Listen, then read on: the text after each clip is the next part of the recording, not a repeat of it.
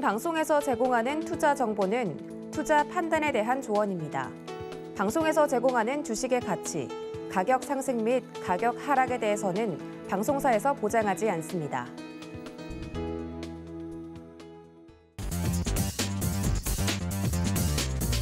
안녕하세요. 순간포착 매매 시그널의 이수연입니다.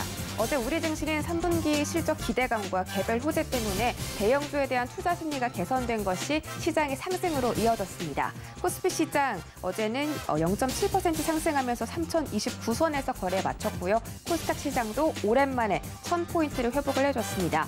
어제는 원달러 환율도 1,170원대에 하락하면서 외국인과 기관이 거래소로 동반 순매수해주면서 어제 시장 좀 강하게 올랐습니다. 오늘도 양지수 모두 예상 상승 출발되고 있고요. 코스피 시장이 3,046선, 코스닥이 현재 1,009선에서 거래가 되고 있습니다. 네, 어제 뉴욕 증시는 3대 지수 모두 상승 마감에 성공했습니다. 뉴욕 증시도 마찬가지로 기업들이 호실적을 발표하면서 상승한 건데요. 또 많은 분들이 기다리셨던 넷플릭스의 실적을 뉴욕 증시가 마감된 직후에 공개됐습니다.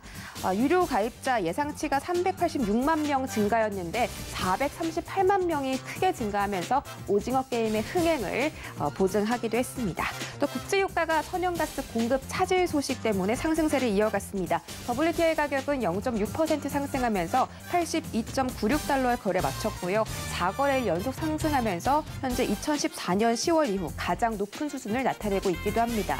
또 지금 암호화폐 시장이 굉장히 뜨겁습니다. 비트코인 ETF 상품이 어제 뉴욕 증시에 성공적으로 데뷔했는데요. 종가 기준으로 4.85% 상승하면서 41.94달러에 마감했습니다. 오늘 시장에서 관련주 움직일 것 같으니까 함께 지켜보시기 바라겠습니다. 네, 오늘 저희 세 분 전문위원과 함께 개장 시그널들 전해드리도록 하겠습니다. 이정수, 민경철, 김성현 세 분의 전문위원 함께하고요. 실시간 소통 원하시는 분들 유튜브 서울경제TV 채널 놀러오셔서 지금 바로 채팅 이어주시기 바라겠습니다. 네, 서울경제TV 아침을 여는 오픈맨 정재훈 전문위원 인사드리겠습니다. 안녕하십니까? 안녕하십니까, 진재입니다. 네, 반갑습니다. 자, 우리 시장 이제 조정 끝난 걸까요? 어제 뉴욕 증시도 강하게 상승을 했고 우리 코스피 코스닥도 반납 낙폭을 거의 만회를 다 하고 지금 상승 추세로 또 돌입하는 모습인 것 같습니다. 이번 주 박스권 흐름이 예상된다고 했는데 예상외로 또 어닝 서프라이즈를 기록하는 기업들이 있기 때문에 계속 개별 장세가 또 이어지는 것 같습니다. 오늘 시장 대응 작전 세워주시죠.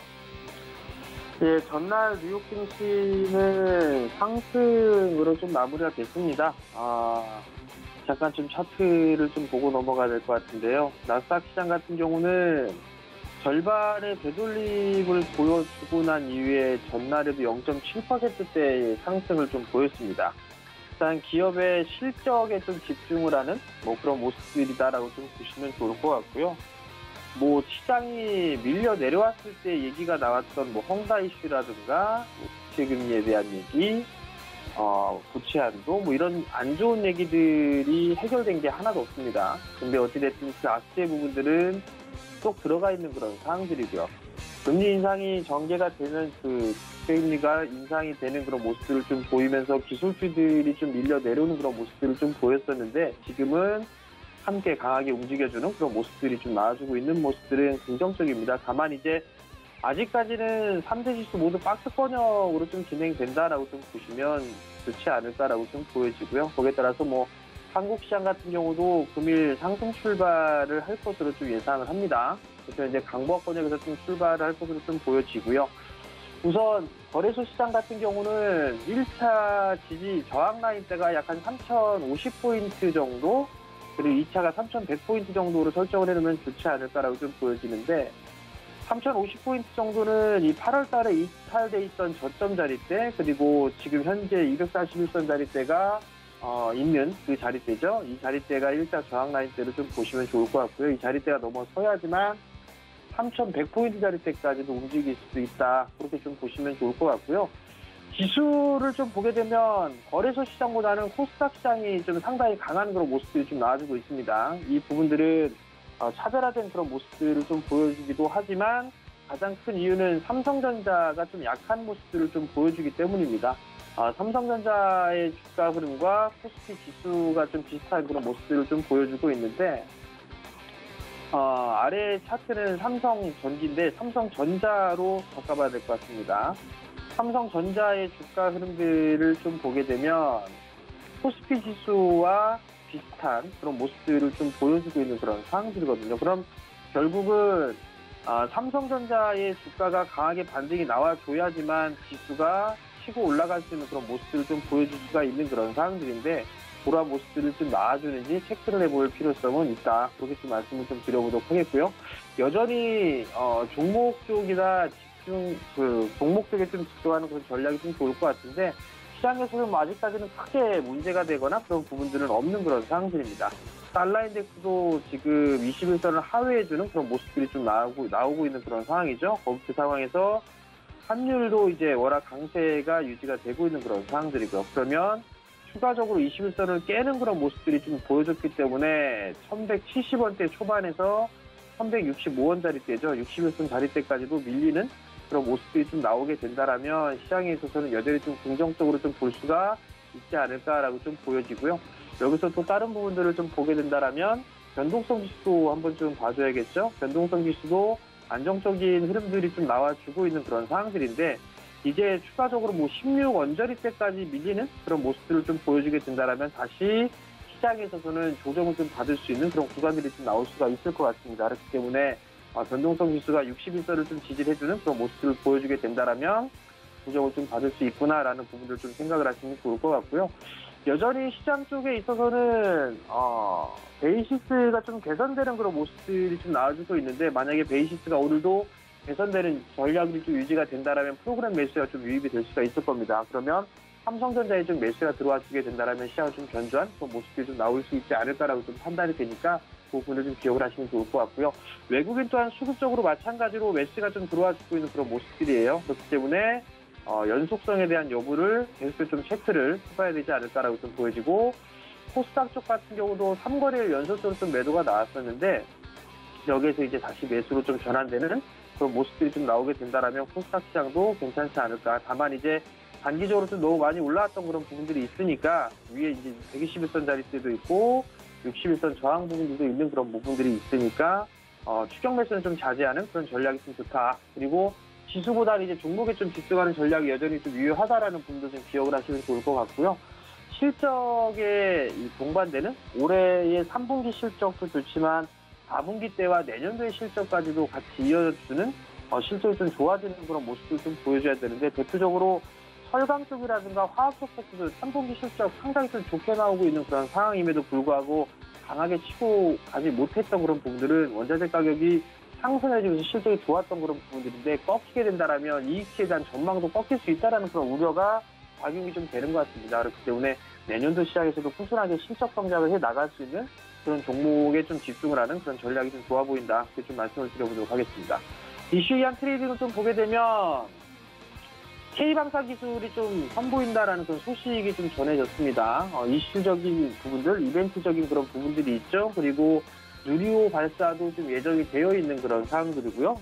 그리고 27년도까지 6차례의 로켓을 좀 발사할 것이다라는 그런 계획도 있습니다. 그러면 그런 계획에 포커스를 맞추고 봤을 때 단기적인 시각으로도 볼 수가 있는 그런 상황이지만 중장기적인 시각으로 좀 볼 수 있는 그런 모습을 좀 보여줄 수가 있다라는 거. 그럼 거기에 있어서의 관련주들을 좀 보게 되면 뭐 하나 시스템 같은 종목이 있죠. 그냥 박스 번역이에요. 그냥 박스 번역으로 좀 진행되고 있는데 조정을 좀 받는 그런 모습을 보여주게 된다라면 일단은 매수 포인트를 좀 모아가는 그런 전략도 좀 괜찮아 보이지 않을까라고 좀 판단이 되고요. 하나 에어로스페이스도 마찬가지로 견조한 그런 모습을 좀 보이면서 기간 조정의 형태를 좀 보여주고 있는 그런 상황들입니다. 그렇기 때문에 이러한 종목군들을 좀 보셔도 좋을 것 같고요. 세트레가이 같은 경우도 하나가 인수를 하고 난 이후에 견조한 그런 주가의 흐름들을 좀 보일 수가 있죠. 이러한 종목군들이나 또 제노코 뭐 이런 기업들은 신규 상장인 종목이라 매물 부담이 좀 없는 그런 상황들이긴 하지만 이러한 종목군도 좀 괜찮을 것 같고요. 그리고 테마성의 흐름들로 놓을 수가 있는 그런 부분들이 인텔리안 테크가 있습니다. 메타버스 쪽으로도 테마가 형성이 될 수 있고 저궤도 위성에 있어서의 테마 형성이 좀 될 수 있는 그런 종목이죠, 이 종목. 그러면 단기적으로 좀 볼 수가 있는 그런 부분들을 체크를 해보자라는 부분을 좀 말씀을 드려보도록 하겠습니다. 두 번째 이슈는 독일 시장에서 현대차가 수입차 1위를 좀 기록을 했습니다. 국내 벤츠에 대한 판매량보다 더 많이 팔았다라는 그 소식이 전해졌는데 자동차 쪽 섹터는 내년 대도 좀 관심 있게 봐야 되지 않을까 싶습니다. 연말 정도부터 지금부터 시작을 해서 내년도까지도 계속 이어져 올 수 있는 주도 업종군 중에 하나로 좀 볼 수가 있을 것 같거든요. 그러면 관련주들 좀 봐야 되겠죠. 현대차 견조한 그런 모습을 좀 보여주고 있는 그런 상황에서 61선 저항을 가릴 때를 좀 기록하고 있는데 아직까지는 좀 박스권으로 좀 봐야 될 것 같아요. 본격적으로 좀 상승을 해 나가는 그런 모습을 보이게 되려면 23만 원짜리대를 넘어서는 그런 모습이 나와줘야 되는데 아직까지는 22만 원대 저항대 이런 부분들이 많다라는 거. 그렇기 때문에 좀 여유 있게 봐야 된다라는 거고요. 기아가 오히려 현대차보다는 조금 더 수월합니다. 기아 같은 경우는 좀 괜찮다라고 좀 말씀을 좀 드려볼 수가 있을 것 같고요. 한라홀딩스 같은 경우는 정고점 자리대를 돌파하고 난 이후에 21선 이탈을 했는데요. 이런 종목군들 배당도 있고 나름대로 좀 괜찮습니다. 자동차 부품주 중에 제일 싸다라고 좀 평가를 받고 있기 때문에 이런 종목군들 보셔도 좋을 것 같고요. 세종공업이라든가 SL 이런 중소형주들 같은 경우도 나름대로 괜찮지 않을까라고 좀 보여지고요. 마지막으로 수급 관심주를 좀 보게 된다면 첫 번째 종목은 한전기술입니다. 유럽 쪽에서도 원전에 대한 필요성을 계속적으로 좀 필요를 하고 있습니다. 아마 한국도 원전에 있어 다시 재평가를 좀 해야 되지 않을까 보여집니다. 그럼 한전기술이라든가 아니면 원익 P&E 같은 경우 무선 충전 시스템이죠. 그런 인프라 쪽에 있어서의 관련주니까요. 오늘장에 관심 있게 보셔도 좋을 것 같습니다.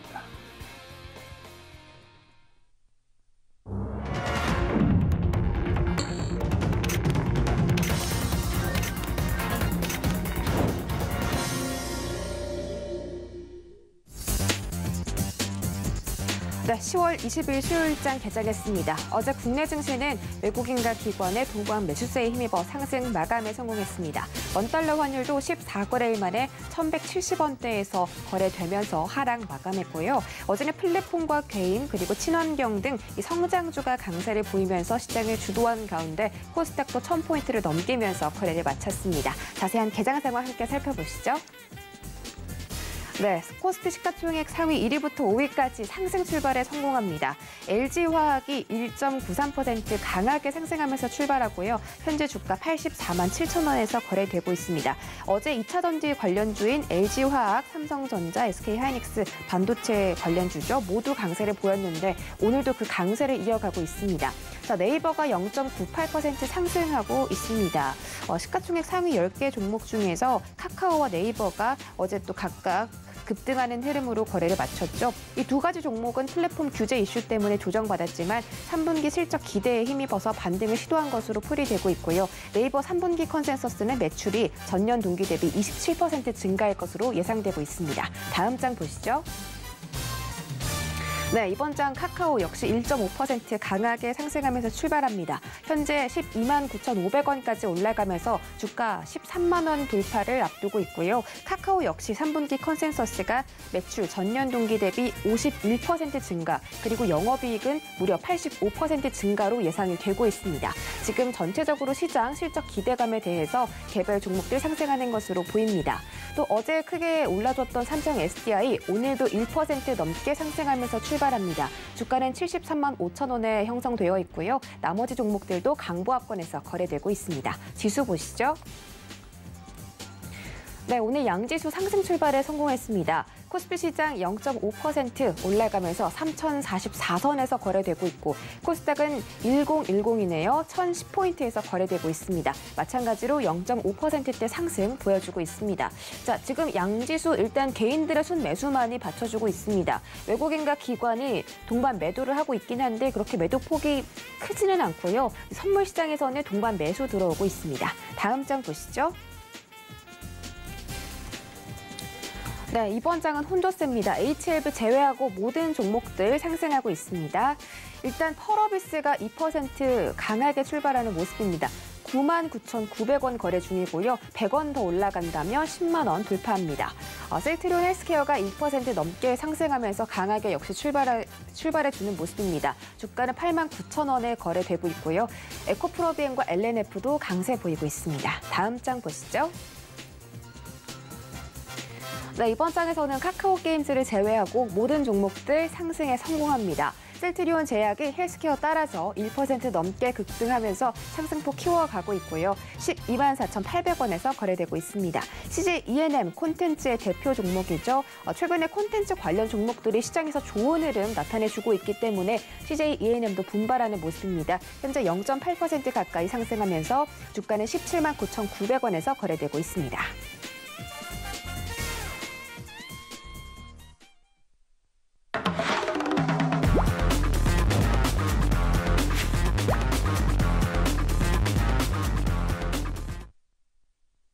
네, 순간포착 라이브 매매 시그널 출발해 보도록 하겠습니다. 첫 번째 김범준 전문위원이고요. 안녕하세요. 네, 안녕하세요. 네, 반갑습니다. 오늘 우리 시장 강하게 상승 출발 성공했고요. 지금 상승폭 조금씩 키워가고 있습니다. 자, 오늘 첫 번째 종목이 카카오인데 카카오가 최근에 급등을 좀 많이 해주고 있죠. 너무 조정을 많이 받았던 종목이라서 이제 이 정도 반등은 나와주지 않을까 했는데 호실적이 예고가 되었습니다. 제가 좀 전에 말씀드렸지만 3분기 컨센서스가 매출이 50%대, 영업이익은 80%대거든요. 자세한 설명 부탁드릴게요.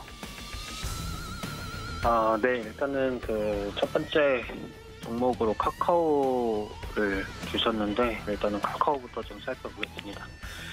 국내 시장 점유율 1위 이신 카카오톡을 이제 중심으로 커머스, 모빌리티, 페이, 게임, 뮤직, 컨텐츠 등 또 아주 다양한 영역에서 수익을 창출하고 있고 21년도 상반기 누적 기준 이제 매출은 이제 플랫폼으로 55.8%, 콘텐츠로 44.2%로 이렇게 구성이 되어 있습니다. 그래서 그간 경쟁사 네이버에 비해서 해외 사업 실적이 부진하다는 그 평가를 좀 받아왔는데 최근 웹툰 플랫폼 피코마가 일본 시장에서 1위를 차지하는 등 이제 조금 실적이 많이 개선이 되고 있는 상황입니다.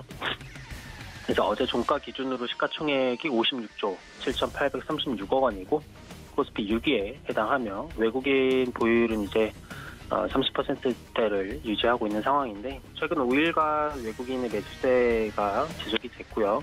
기관도 최근 10거래일 중에 2거래일을 제외하고는 지속적으로 매수를 하고 있는 상태입니다.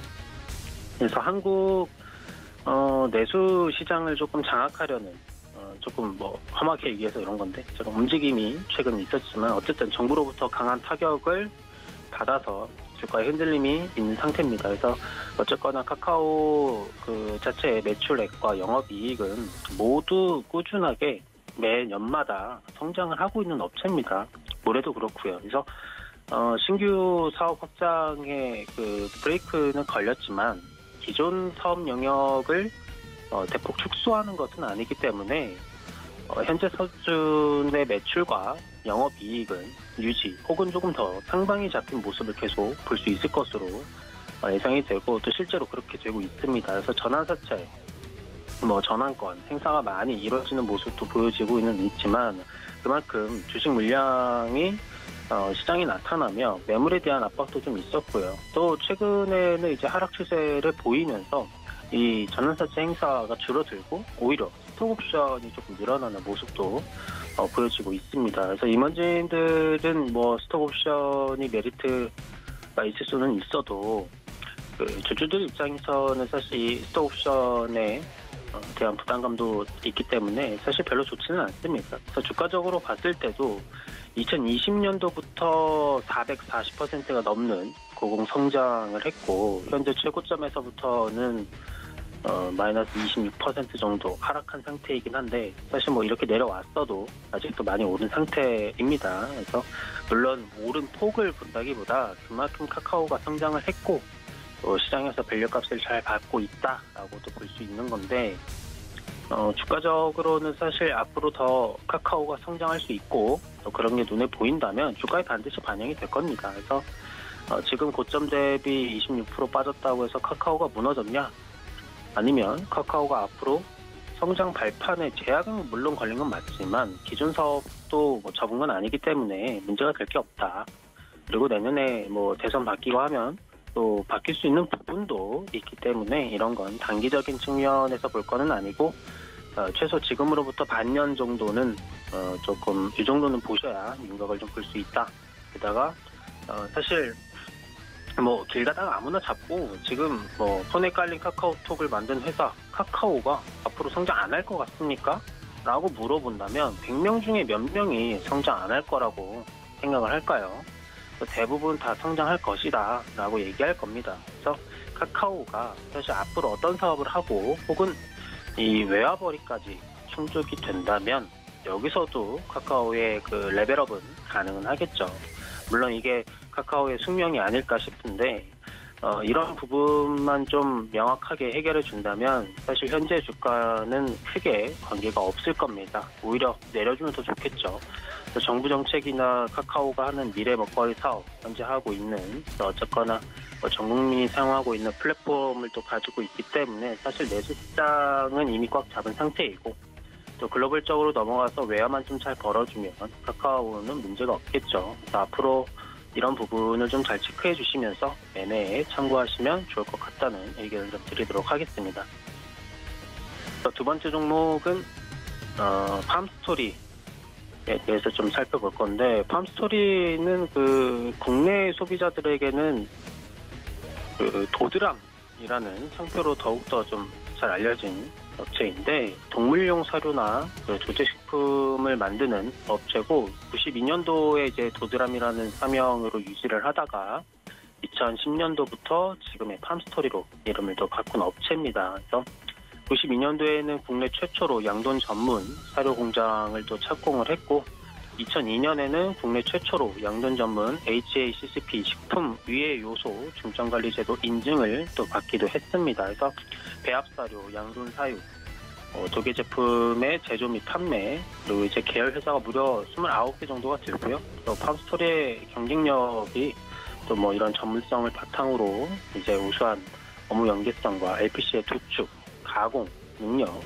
이런 위생과 규모 면에서는 타 업체에 비해 큰 경쟁력을 좀 가지고 있다라고 볼 수 있겠습니다. 그래서 뭐 팜스토리는 이제 곡물 관련, 뭐 조류 독감 관련 뭐 이렇게도 볼 수 있지만 최근 들어서 또 이상 기후 현상이 전 세계적으로 일어나고 있죠. 뭐 중국에 폭우가 일어나고 미국에도 폭염이 일어나고 이로 인해서 곡물 가격이 치솟고 있는데, 그래서 이제 비료 농업을 주 사업을 하고 있는 팜스토리는 이에 대한 수혜를 또 볼 수 있고요. 그래서 조류 독감은 이제 단순하게 조류 인플루엔자로 인해서 닭고기 소비가 줄어들면 대체제인 돼지고기가 소비가 늘 수 있다는 기대감이 이제 반영이 되는, 그래서 반사 이익이다라고 보시면 되겠고, 다만 기업의 성장성이 높냐라고 물어본다면 글쎄요. 저는 아주 고점이 높지는 않다라고 말씀드릴 수 있을 것 같습니다. 대신 시장의 모멘텀은 그래도 좀 높다.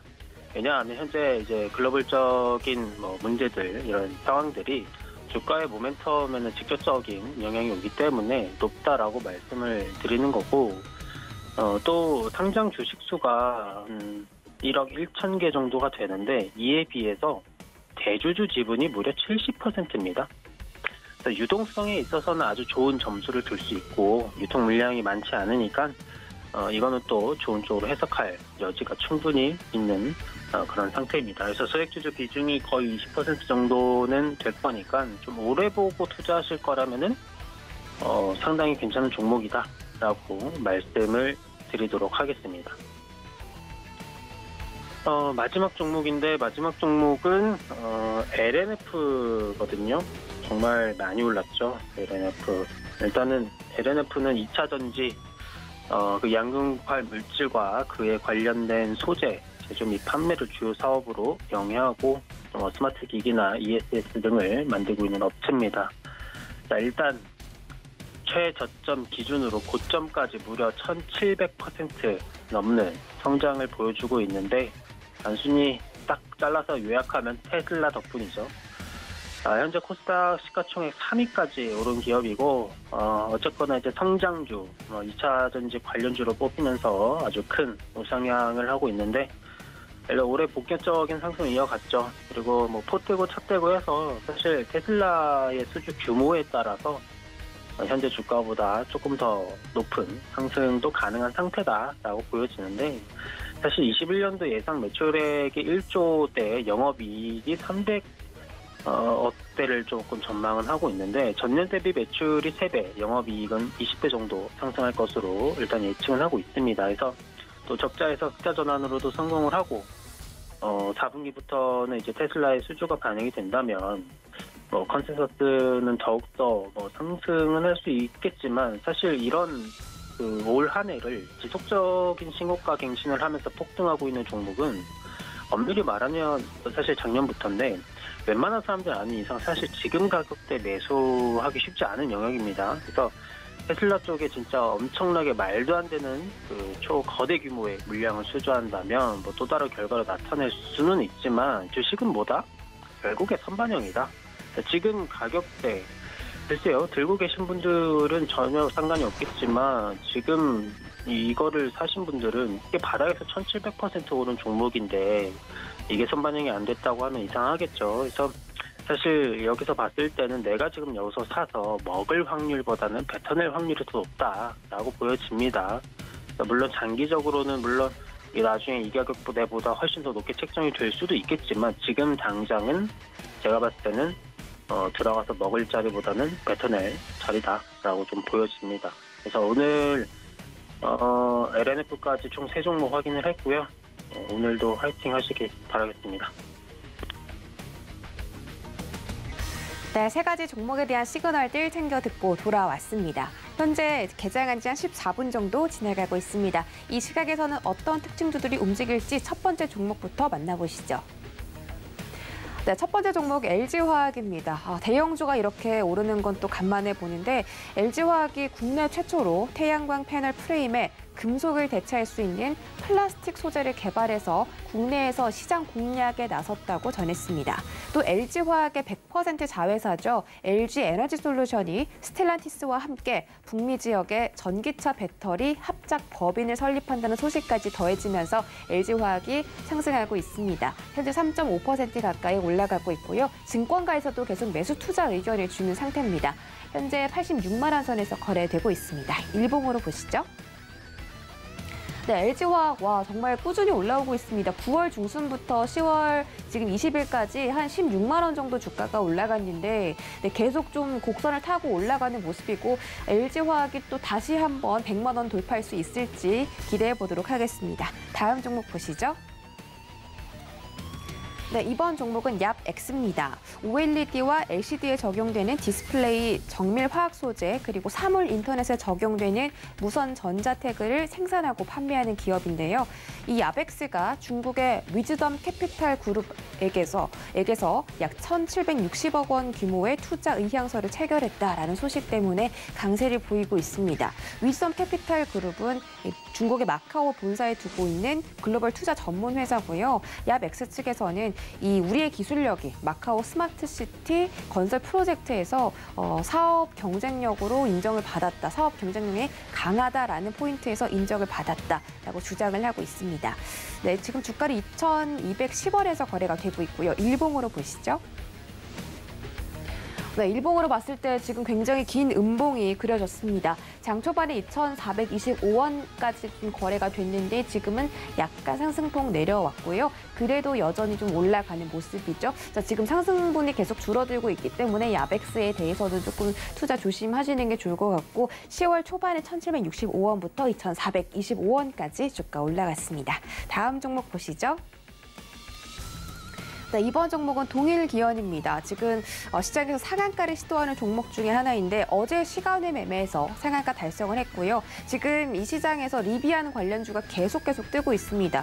리비안 관련주 종목들이 순환으로 돌면서 대장주를 계속 번갈아가면서 하고 있는 것 같은데 이 동일기원이 리비안의 전기차 핵심 부품을 공급한다라는 풍문이 돌아서 또 이렇게 상승을 하고 있다고 합니다. 아직까지 사실관계는 확인되지 않았고요. 동일기원은 EMI 필터, 음이온 클러스터, 그리고 치과용 의료기기 등을 생산하고 판매하는 기업이라고 합니다. 일봉으로 보시죠. 네, 동일기원도 최근에 주가가 좀 내려오는 모습이었습니다. 12,150원까지 저점을 터치했었는데 오늘 갭상승 출발하면서 최고점 17,700원까지 올라갔었고 지금은 상승폭을 줄여냈습니다. 그래도 여전히 20% 위에서 움직이고 있다는 점 참고해 주시고요. 현재 주가는 16,550원에서 거래되고 있습니다. 네, 이 시각 특징 뉴들 살펴보고 돌아왔습니다. 저희 다음 주자 민경철 전문위원 인사드릴게요. 안녕하세요.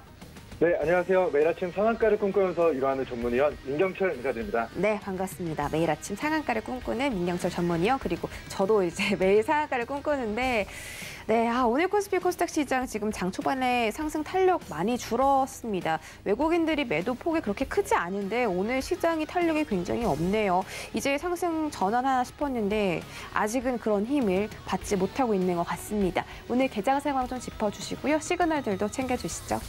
네, 일단은 너무 아쉬워하시지 않으셔도 좀 괜찮은 것 같다라는 의견을 좀 드립니다. 우리 이제 삼성전자, 이제 코스피 지수를 이끄는 대형 IT, 대표 IT 반도체 기업인 삼성전자 이제 주식이 아직까지는 크게 좀 변동폭이 나타나고 있지 않은 상황입니다. 하지만 최근에 6만 전자까지 빠졌다가 하방 경직을 보이면서 좀 단기 저점을 만들어내고 있는 상황으로 저는 판단을 하고 있기 때문에 지금의 저점 이탈하지 않고 기술적인 가격적인 부분에서는 삼성전자가 6만 6천 원과 6만 7천 원 라인을 이탈하지 않는 선에서 행보를 하고 있다는 것은 다음번 시세 분출, 다음번 상승 시세 분출을 위한 용암이 끓어오르기 위해서 물을 담궈가는 온도를 높여가는 힘을 모아가는 과정이라고 생각을 합니다. 그래서 삼성전자 많은 우리 개인 투자자 여러분들이 주가가 빠질 때 8만 원대 9만 원대에 많이들 물려 계실 거라고 추정이 돼요. 그러니까 이 물량들을 싸게 7만 원 혹은 뭐 6만 원 후반대 가격대에서 충분히 누군가가 물량을 확보해야 확보하고 그리고 나서 주가를 들어 올려야 싸게 샀던 자들의 수익이 날 수 있는 부분들이 있기 때문에 이 바닥권 영역에서 추가적인 하락 없이 우리 바닥을 다진다는 것은 다음번 삼성전자가 7만 원 후반대까지 기술적 반등을 위한 좀 힘을 모아가는 과정이다라는 좀 의견을 남겨드리도록 하겠고요. 그러니까 지수가 부진한데 삼성전자는 폭등한데 지수는 부진한다 하면 굉장히 부정적이겠습니다만 삼성전자는 보합인데 우리 코스피 코스닥 지수는 좀 강하게 강보합 정도 플러스 0.2에서 0.35%까지 양지수 올라가고 있는 부분에 앞으로 삼성전자가 7만 원 후반대까지 반등했을 때 우리 코스피 지수는 약 3,200포인트 구간까지 추가 상승 여력이 좀 남아있는 상황이다라는 좀 의견을 남겨드리도록 하겠고요. 우리 코스닥 지수는 지금 상대적으로 바이오주, 2차전지, 리비안 관련주, 테마주의 형태, 기술주의 형태들이 많이 코스닥 기업들의 포진이 되어 있기 때문에 자, 오늘 기준 1,009포인트까지 지금 올라온 상황입니다. 자, 앞으로의 관전 포인트는 코스닥 지수 1,020에서 1,050포인트, 코스닥 지수 과거의 이 박스권 상단 영역대까지 추가 상승 이어갈 수 있을지 여부 계속해서 관심 있게 추적해 주시면 좋을 것 같고요. 지금 반대편에서 헬스케어, 반도체, 미국의 기술주들이 3분기 호실적과 더불어서 굉장히 좋은 흐름을 보여왔고 이에 따라서 코스닥 지수가 선제적으로 과거의 낙폭을 좀 빠르게 회복해 나가고 있는 모습을 나타나고 있습니다. 아직까지는 우리 엉덩이가 무거우신 우리 삼성전자 성님께서 올라가신다면 우리 코스피 지수도 3,100, 3,200포인트 구간까지 좀 추가 상승 가능성 좀 남아있다라는 의견을 남겨드리면서 오늘 매매 시그널 종목들 함께 살펴보고 하겠습니다. 자, 먼저 첫 번째는 대우품 주가 전망에 대해서 이야기를 남겨주셨는데요. 리비안 상장과 관련해서 우리 10월달 계속해서 매매 시그널에서 이슈를 좀 다뤄드리고 있는 것 같습니다. 자, 리비안 상장하면 후발업체가 전기차 점유율을 확장해 나가면서 장악해 나가면서 기존의 선두주자였던 테슬라와 현대차는 기아차는 과연 어떻게 되는 것일까에 대한 우려의 목소리를 내시는 분들도 좀 계실 거라고 생각을 합니다. 하지만 자, 어떤 산업이든 점유율이 0%에서 100%로 올라가는 과정에서 정말 엄청난 부가가치를 이루게 됩니다. 예를 들면 우리나라 통신 3사 과거에 핸드폰 없었을 때 SK텔레콤, LGU 플러스 KT가 우리 핸드폰 점유율 0%에서 우리 100%까지 올라오는 과정에서 정말 엄청난 주가 상승을 견인했듯이 혹은 자동차가 보급되면 뭘 해야죠? 보험 가입을 해야죠. 그래서 보험 가입률이 0%에서 지금 100%까지 올라오는 과정에서 보험주들의 주가가 정말 용암 폭발처럼 폭발했듯이 지금 전기차 시장 또한 기존 점유율이 0%에서 이제 조금씩 올라와 있는 과정 속에 앞으로 10년 지나고 15년 지나면 판매 자체가 내연기관 자동차는 불가능하게 해진다. 따라서 전기차 시장이 앞으로 향후 굉장히 성장해 나가고 있기 때문에 신생업체들이 후발주자들이 리비안 같은 업체들이 시장에 들어와서 기존 선두 지위를 확보하고 있는 기업들과 경쟁을 한다고 해도 이 선두 지위를 확보하고 있는 전기차 업체들의 성장성 자체는 훼손이 되지 않는다라는 좀 의견을 심심한 이야기를 남겨드리면서 자, 먼저 이제 대우부품에 대해서 좀 살펴보고도 했습니다. 자, 대우부품이 최근에 이제 리비안 관련주로 부각이 되지 않다가 이번 주 그리고 지난주 갑자기 리비안 관련된 이슈를 터뜨리면서 과거에 수소차 관련주로 폭등한 우리 추세 상단 영역대 지금 돌파 시도하고 있는 상황입니다. 자, 하지만 본 종목은 기보유자분들의 영역이고 내가 보유하고 있지 않다 하면은 관망 의견, 보유자분들은 추가 상승 시 4,000원까지 좀 분할 매도 진행하는 걸 좀 권고드리고 싶습니다. 자, 대우전자 부품 상표로 제작된 자동차용 전장 부품 매출이 약 89%를 차지하는 기업이고요. 시가총액이 1,500억 정도로 굉장히 가볍기 때문에 리비안 관련된 이슈만으로도 우리 지난주 상한가를 한번 기록하고 그리고 10월 18일 월요일 다시 한번 상한가 이후에 플러스 9% 추가 시세를 만들었던 그런 주가의 흐름을 좀 보이고 있는 것 같습니다. 자, 미국 전기차 업체 리비안이 대우부품 전기차 부품에 대해서 테스트를 완료했다라는 이슈입니다.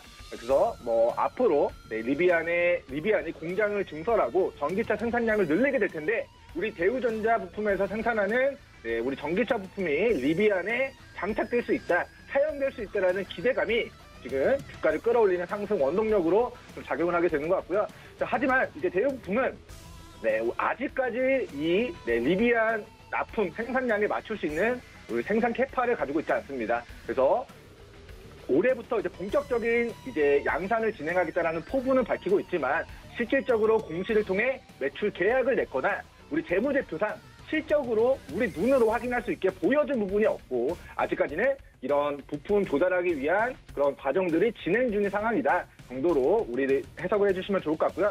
자, 11월 리비안 상장에 대한 이슈와 테마주로서 지금 주가가 매기가 유입이 됐다라고 한다면 그 상승 모멘텀은 리비안 상장 직전까지만 좀 유효할 것이다라는 의견을 남겨드리도록 하겠고 따라서 리비안 상장 직전까지만 기술적 반등 노려보시는 게 안전하고 기술적인 관점에서는 일봉상 추세 상단 영역대인 4,000원까지는 분할 매도 그리고 밑으로 현재가 3,300원 기준 3,100원 라인 지지선 대응이 아주 중요하다. 그러니까 내가 혹여나 지금 평단가 부근에 위치해 있습니다. 혹은 물려 있습니다. 혹은 수익 중입니다 하시는 분들도 3,100원을 익절 평단가 손절선 대응하시는 것이 아주 중요하다. 운전으로 따지면 안전벨트 반드시 착용해야 되는 것처럼 손절 라인, 지지선 라인도 3,100원이다 좀 강조를 해드리도록 하고요. 추후 다시 한번 이 종목이 2,000원, 2,100원, 2,600원 라인대 일봉상 매수하기 좋은 영역대까지 좀 조정을 받게 된다면 거기서 우리 시청자 여러분들은 저가 매수 기회 노려보시는 거 권고드립니다. 자, 시간 관계상 조금 빠르게 진행하도록 하겠습니다. 우리 두 번째 종목으로는 아주 IB 투자입니다. 야놀자 관련주로 지금 시세 분출 가능한 눌림목 영역대에 위치해 있다고 생각이 됩니다. 과거 이제 크래프톤 상장된다라는 이슈 때문에 주가 1,000원에서 9,000원까지 9배 정도 폭등을 했고요. 크래프톤 상장 이슈가 임박하자 갑자기 그동안 보지 못했던 역대급의 거래대금을 동반하면서 주가 4,000원에서 9,000원까지 한 달 만에 100% 넘게 좀 폭등했었던 과거력이 있습니다. 하지만 신규 상장 IPO 관련된 테마주의 형태가 거의 그렇듯이 상장 이후에 주가가 9,000원에서 4,000원대, 5,000원대까지 지금 크게 조정을 받는 상황인데요. 자, 앞으로 남아있는 이슈는 우리 아주 IB 투자가 야놀자에 200억 정도를 이제 투자한 부분들이 앞으로 야놀자 상장 이슈가 부각됐을 때 다시 한번 테마주로 상승 모멘텀을 좀 만들 수 있다라는 좀 의견을 남겨드리도록 하겠고요. 자, 아주 IB 투자의 시가총액은 약 6천억 정도로 최대 주주가 지분 약 72% 정도를 가지고 있기 때문에 유통주식수는 약 28%, 우리 가격으로 따지면 2천억 정도 미만으로 좀 보여집니다. 자, 작년에는 우리 아주 IB 투자가 코로나 폭락장 와서 좀 싸게 있는 매물들을 잘 사서 이게 정상가로 되돌아가는 과정에서 엄청난 영업이익과 매출액을 거두었는데 자, 올해 상반기에는 매출액이 작년 755억 매출에 영업이익 630억을 냈는데요. 자, 올해 상반기 우리 1월부터 6월까지 200억 미만 187억 원의 매출과 영업이익 120억을 기록하면서 작년에 매출이 폭발적으로 늘어났지만 사실 지금은 증시가 훈풍이고 유동성이 너무나도 공급되어 있기 때문에 매물의 가격 자체가 상대적으로 높게 책정이 되다 보니까 비싸게 사서 비싸게 팔 수 있는 그 마진의 폭이 굉장히 좀 줄어든 상황이다라는 의견 남겨드리도록 하겠고 자, 그럼에도 불구하고 크래프톤 이슈 지금 상장 이슈 다 해소를 하고 주가가 조정받았는데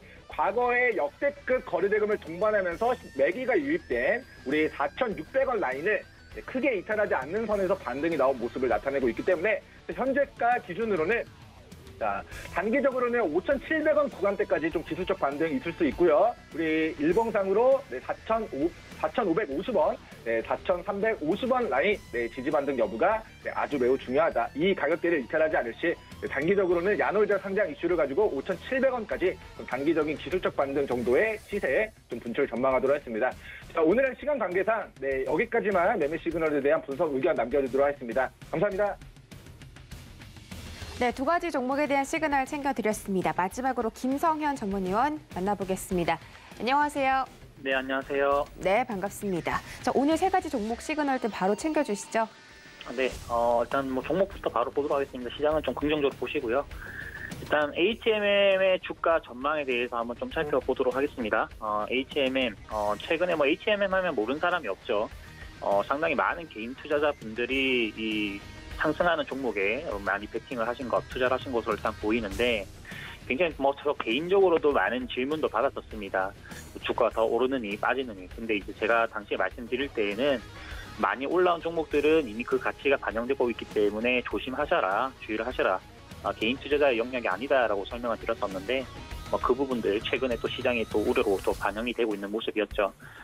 우선적으로 말씀드리면은 현 영역은 바닥 대비해서 1,700% 가까운 상승이 나왔기 때문에 제가 매매하고 추천했던 당시 시점이 4,000원이라는 점을 대비를 하면은 정말 많이 올라왔습니다. 그래서 이거는 기보유자분들의 영역이라는 점을 우선적으로 다시 한 번 더 말씀드리고요.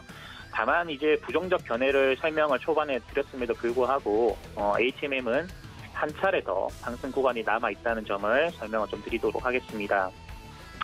HMM의 이 최근의 주가 하향 자체는 이유로 본다고 한다면 첫 번째는 중국의 어떤 전력난에 따른 이 제조 가동률 하락과 그리고 이로 인한 중국발 교역량 둔화 이런 부분들이 첫 번째가 될 것이고, 두 번째가 이제 글로벌 인플레이션 압력 심화 이런 부분들, 그리고 각국의 어떤 유동성 해소 조치, 이 세 번째가 이제 물동량 증가 완화 시에 이제 컨테이너 해운의 공급망 변동 현상 완화와 운임 조정의 가능성 이런 부분들인데, 현 시가 총액 12조 수준에서 21년도, 22년도 추정 실적을 좀 감안을 하면은 올해 기준으로 퍼는 2.8배, 그리고 22년도 내년 기준으로는 2.5배에 좀 불과하긴 합니다. 글로벌 컨테이너 선사의 어떤 22년도 실적 기준으로 퍼는 평균치퍼는 평균 6.3배거든요. 아직 그런 회사들 대비해서 저평가받고 있는 그런 상황이라고 좀 보고 있습니다. 그래서 HMM이 단기적으로 정말 많이 올라왔는데 아직까지 조정은 좀 받긴 했지만은 추가적인 상승 구간은 좀 더 남아있다라는 관점으로 보고 있습니다. 컨테이너 해운 업황을 나타내는 직접적인 지표 어디에도 이번에 어떤 주가 하락을 설명할 만한 근거는 없다라고 보고 있고요. 시장의 어떤 이 조정에 따른 매크로의 불확실성이 이 조정 폭을 좀 키운 데 한 것으로 일단 보입니다. 중국의 전력난과 글로벌 인플레이션 우려 심화 등도 제가 말씀을 드리긴 했는데, 이 부분 중국 전력난과 인플레 압력 같은 경우는 향후 1분기에서 2분기 이상 지속될 가능성은 높게 보고 있지는 않습니다. 이 컨테이너 업황의 근본적 문제인 공급망 변동 현상 이런 부분들도 아직까지는 해결 가능성 높게 보고 있지는 않기 때문에 현 주가 수준, 어떤 이 저평가 수준이란 점을 좀 더 말씀을 좀 드리고자 합니다. 그래서 또 세계적인 선박 부족 사태가 최근에 또 이어지고 있죠. 국내에서는 HMM 쪽에서 벌써 임시 선박이 투입이 돼서 50회 진행이 되고 있다는 소식도 오늘 들렸는데, 이번 달만 6척의 임시 선박을 투입을 계획을 하고 있습니다. 모두 투입이 된다고 하면 약 54척이 되는데, 최근에 미국 쪽에서도 물류 대란으로 인해 가지고 삼성 쪽에 SOS를 요청한 부분도 크게 좀 뉴스화가 됐었죠. 그래서 현 가격 기준으로는 제가 볼 때는 27,500원 라인대를 좀 지켜주는 것이 필요하고요. 여기를 지켜준다고 한다면은 위로는 37,000, 4만 원대까지의 이 추가적인 상승 구간도 예상을 하고 있습니다. 기보유자분들은 참고하셔서 매매를 하시면 되겠고요. 신규로 접근하시는 분들 같은 경우는 신규로 웬만하면 접근하지 마시고 이거는 보유자분들의 영역이라고 좀 보시면 됩니다.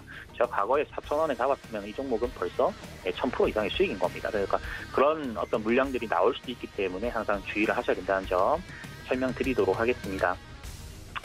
두 번째 살펴볼 종목은요, 우리가 흔히 아는 네이버라는 종목입니다. 최근에 지난달 기준으로 핀테크 사업 규제에 이어가지고, 골목 상권 서비스 또는 온라인 플랫폼 공정화법 관련해서 국정감사 이슈들이 좀 더해지면서 이 규제가 좀 굉장히 좀 심해지긴 했었죠. 그래서 이제 네이버라든가 저번에 한번 다뤄들었었던 카카오가 크게 좀 조정을 받았었습니다.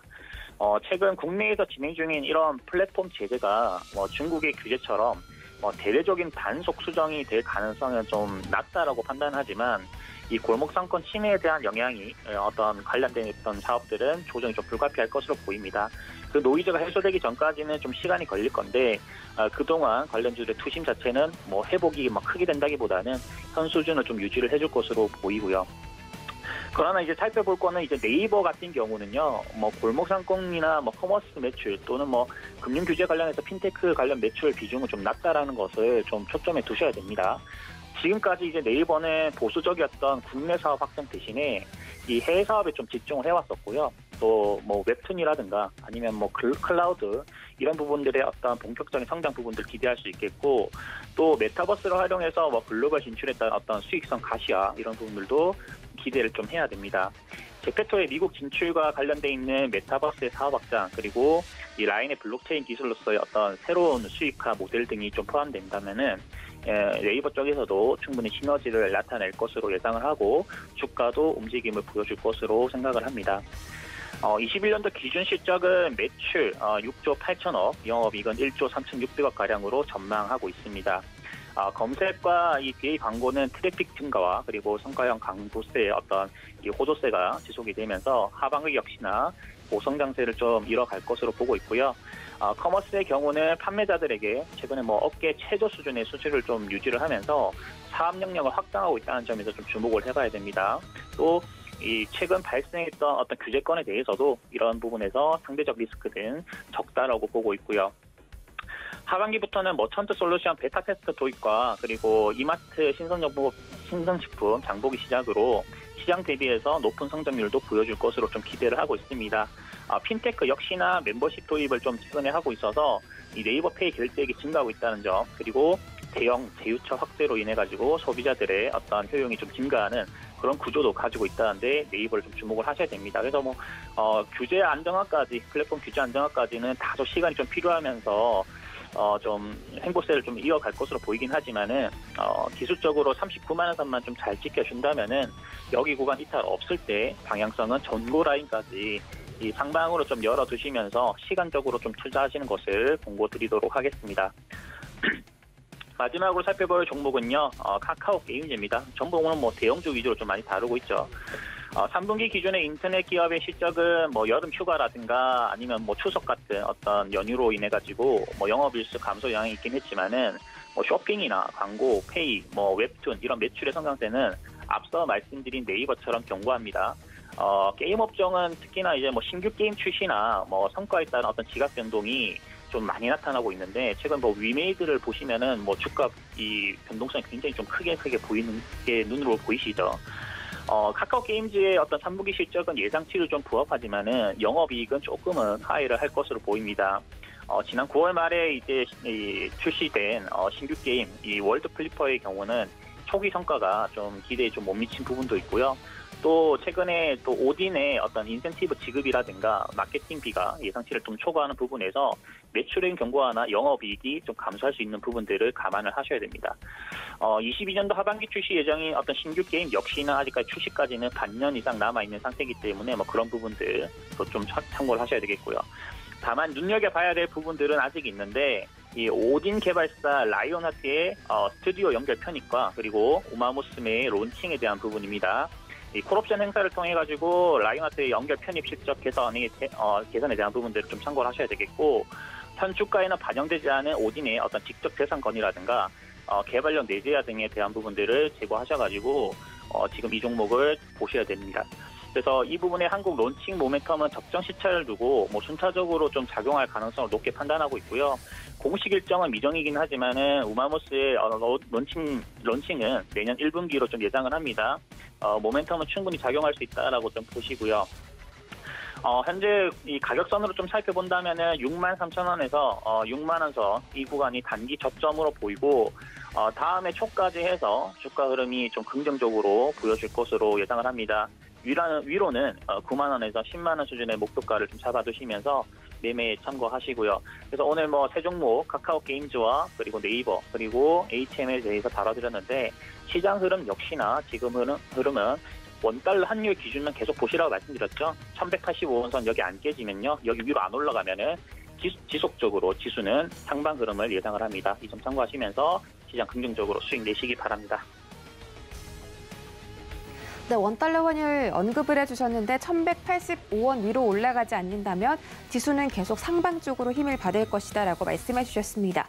현재 원달러 환율 전일 대비 1원 10전 하락하면서 1177원에서 거래가 되고 있습니다. 그리고 거래소 시장에서 외국인들의 수급이 들어오기 시작했고요. 매도에서 매수 전환한 상태입니다. 그리고 코스닥도 지금 장 초반에 좀 빠졌던 낙폭을 만회하면서 또 상승 탄력도 이어가고 있으니까 오늘 장 끝까지 힘내보시기 바라겠습니다. 참고로 본 방송에서 제공해드렸던 정보는 투자 판단에 대한 조언일 뿐 해당 주식의 가치나 수익률을 보장하진 않습니다. 또 서울경제TV 전문위원들을 사칭하는 1:1 유사 수신행위가 성행하고 있으니 이 점 유의하시기 바라겠고요. 서울경제TV, 서울경제신문은 당사의 브랜드입니다. 서울경제증권TV와는 무관하며 타사 유사 명칭에 유의하시기 바라겠습니다. 저희는 내일 이 시간에 다시 돌아오겠습니다. 지금까지 함께해 주신 시청자 여러분 대단히 고맙습니다.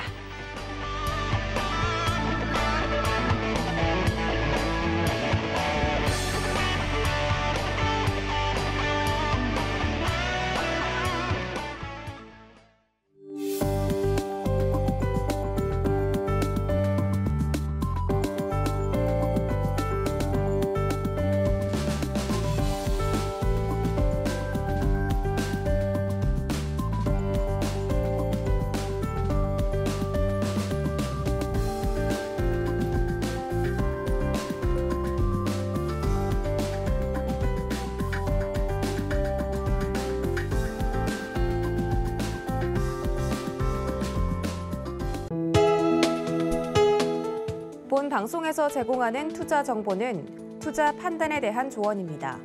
방송에서 제공하는 주식의 가치, 가격 상승 및 가격 하락에 대해서는 방송사에서 보장하지 않습니다.